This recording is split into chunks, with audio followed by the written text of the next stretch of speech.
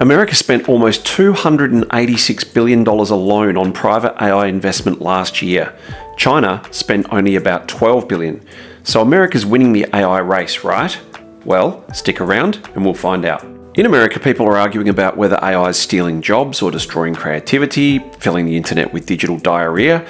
And in China, they're currently holding their second Robot Olympics.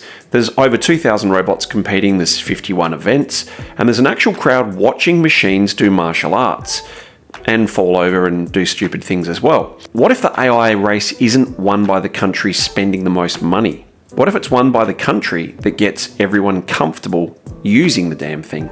Headlines will be headlines, so before anyone accuses me of swallowing Chinese propaganda with a side of sweet and sour sauce, let's have a look at some of these facts. There is a viral claim going around that 75% of Americans fear AI and 80% of Chinese people are excited by it. It's a great headline, but there is a slight problem. The number isn't sourced properly. So let's do something better and have a look at an Ipsos survey which asked people in both countries the same exact questions. So in China, 83% of respondents said that AI products and services made them excited, whereas only 33% said the same in the US. That is a 50-point excitement gap. On nervousness, the numbers reverse. 64% of Americans say AI makes them nervous, whereas only 40% of Chinese say the same thing. And there is a caveat. In these Chinese respondents, they are skewed more urban, educated and affluent than the overall population. It's still a pretty clear signal though. One country looks at AI and sees opportunity, the other looks at AI and sees an update needed on LinkedIn. America's fear is also not imaginary. So to be fair, Americans are not anxious because they're technologically illiterate. They're anxious because they can actually see what's happening. A Pew survey found that 71% of Americans believe AI will lead to fewer jobs over the next 20 years, and only 5% of Americans surveyed think that it will lead to more.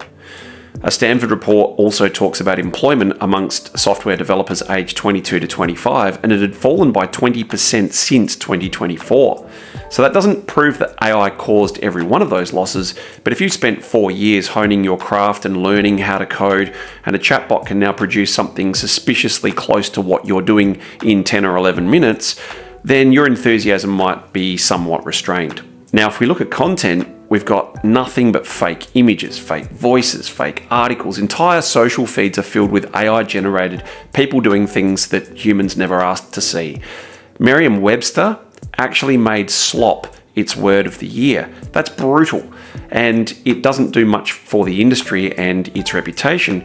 It's like someone inventing electricity and having everyone call it the Sparky death machine. That's not a technology problem. That's a public perception problem. Now, China's selling a completely different movie, so have a look at what they're putting on the screen. Beijing's World Humanoid Robot Games, 2,056 robots, 666 teams competing in 51 events, and they're running, playing football, dancing, fighting, falling over needlessly. But they're performing practical tasks that look a lot like the work that humans do in factories, hotels, and restaurants. All of those robots, are they ready to replace your local barista or your local chef? No. Some of them move like they've actually been asked to walk home after a wedding and are drunk and intoxicated, but that's not the point. The point is what people are being shown. In America, AI is often presented as something companies do to you. In China, the public-facing pitch is that AI is something society can build with. And yes, it is a tightly controlled information environment. The government has enormous influence over what stories get amplified, and that makes a huge difference. But saying the whole thing is just propaganda misses the more important reality of what's going on here. There's policy behind this performance, and China's announced plans to integrate AI across schools, universities, workplaces, and public services. Beijing officials say primary and secondary students receive at least 8 hours of AI education each academic year, which is not a lot, but the government wants advanced smart devices and AI agents to reach more than 70% penetration by 2027. That's a target, not an achievement, but the intent is very clear. And at the moment, America's still debating whether AI should be allowed near the classroom, and China is trying to make sure the classroom already knows how to use it. And this is, I think, a pretty interesting part, and it gets a little bit prickly here because China's not trying to just put the robots in stadiums, it's putting them into actual industry. So if you look at the International Federation of Robots, China's installed 295,000 industrial robots in 2024 alone, and that was 54% of all the industrial robots deployed worldwide. So China had roughly 2 million industrial robots operating, and the United States had 394,000. So to put that into context of a football stadium, this is what that looks like. Now these are industrial robots. They're not 2 million humanoids wandering around Beijing looking for charging stations and reading the human news, but they do signal something, and that is that China's not producing technology demonstrations. It's actually building an environment where automation gets deployed and tested, improved, and deployed again. So every factory kind of becomes a classroom, each deployment generates a new experience, and every failure teaches the next machine how to suck slightly less. At enough scale, that turns into an advantage that money alone doesn't automatically buy. So I've talked before in previous videos about the open weight ambush, and the robot games are kind of the visible part, but the bigger fight's happening underneath the internet. Chinese companies have been releasing these powerful AI models with downloadable weights, and that means that developers can take those models, they can adapt them, build their own products on top, but it doesn't mean that every model's completely unrestricted. And open weight is not the same thing as fully open source, but it's headed in a direction that is worth discussing. Hugging Face now says that Chinese models have overtaken American models in parts of its open model system. And Alibaba's Qwen models have now generated more than 151,000 derivative models. That's about 2.6 times Meta's total footprint in the same comparison.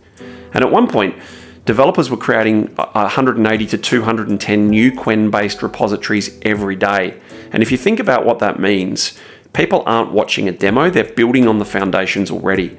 And that foundation is spreading through thousands of products, experiments, businesses, and applications, which means China doesn't necessarily need every developer to subscribe to a Chinese chatbot. It just needs developers everywhere to quietly build on Chinese infrastructure. And that's the difference between opening a fancy restaurant and supplying the ingredients to every kitchen in the city. One of them will get you attention, and the other one gets into everything. Now here's the real AI war. And this is the part I think America might be underestimating. The United States still has enormous advantages, right? It has more private capital, major frontier AI companies, advanced chips, and it has some of the most capable models on the planet. They invested more than 23 times what China did into private AI investment in 2025. And that comparison does not include, however, all of the money that China channels through their government-backed programs. But no, China hasn't won AI. That would be nonsense. But China's competing across a different set of battlefields. It's working on public acceptance and education, industrial deployment, open model distribution, and the simple habit of getting millions of people to see AI as something to experiment with rather than something to throw tomatoes at and call AI slop at every given opportunity. Because if one country builds the most expensive AI, but another gets its models embedded in the most products and its robots into the most factories and its population's comfortable working alongside it, who exactly is winning? The company that builds the engine or the country that taught everyone to drive? Now let's talk about the human element for a moment, and here's my view. It's easy for me to have a view because I'm neither from the US or from China, but I'm going to say that the next phase of AI won't be decided purely by who has the biggest model or the largest data center or the most billionaires tweeting about humanity. It's going to get decided by adoption, distribution, and who can turn that technology into something that people actually use. So America's building extraordinary AI, but a lot of Americans are being sold a future in which they're the first thing to be removed from the spreadsheet. China's trying to sell that story in a different way. Robots are playing football, their kids are learning AI, factories are getting smarter, developers are building on cheap, accessible models. Some of it's promotion. Some of it's national strategy, and some of it's genuinely impressive. A lot of these companies who are competing in the robot games won't survive, but they're competing to try and get funding so they can keep participating in this movement, which is a powerful thing. So dismissing it as a gimmick could be a very expensive mistake, because the AI war isn't just about who builds the best machine, it's about whose machines become normal. And if you're still arguing about AI slop while somebody else is quietly becoming the foundation everyone builds on, you might not be losing the technology race, you might be losing the distribution war. What do you think? Thanks for joining us for another episode of Breaking Bots. I would love to hear your comments down below, and also don't be afraid to tell me what you would like to see us cover next. La la la la la la la, I need you to